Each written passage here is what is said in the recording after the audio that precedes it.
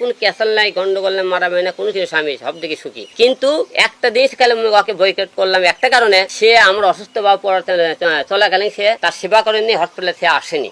দেখেন বাবা যেদিন মারা যায়, শুটিং করতে সেদিন সেই স্টুডিওতে আমার ভিডিও দেওয়া, তাহলে এই বউ বাবার শোকের কথা না ভাবে সে মনে করেন নাচের ভিডিও করে, নাচের ভিডিও ছাড়ে না।